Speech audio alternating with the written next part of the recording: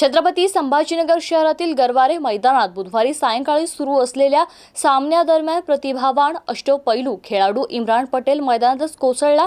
त्याला तात्काळ खासगी रुग्णालयात दाखल करण्यात आलं, मात्र त्याची प्राणज्योत मालवल्याने छत्रपती संभाजीनगर क्रिकेट जगतात एकच खळबळ उडाली आहे। गरवारे क्रिकेट स्टेडियमवर सायंकाळच्या सत्रात लकी बिल्डर्स अँड डेव्हलपर्स आणि यंग 11 यांच्यात सामना सुरू होता।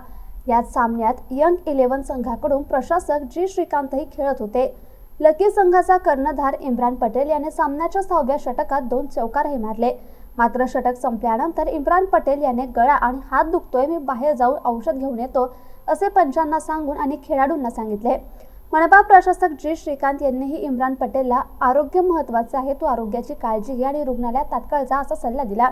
असाच सल्ला यंग 11चा कर्णधार संदीप नागरे यांनीही इम्रान पटेलला दिला, मात्र मैदान सोडत असतानाच इम्रान पटेल सीमारेषेजवळ अचानक कोसळला। त्यानंतर सर्वच खेळाडूंनी त्याच्याकडे धाव घेतली। यावेळी सायंकाळी वाहनांची गर्दी असते, त्यामुळे प्रशासक जी श्रीकांत यांनी त्यांची गाडी आणि सोबत पायलट घेऊन इम्रान पटेल याला तात्काळ खासगी रुग्णालयात पाठवले, मात्र डॉक्टरांनी प्रयत्नांची शर्थ केल्यानंतरही त्याचे प्राण वाचू शकले नाहीत। शेख हबीब नंतर मैदानातच इम्रान पटेलचं जाणं हे मनाला चटका लावणारी घटना असल्याचे मनपा प्रशासक जी श्रीकांत यांनी सांगितले।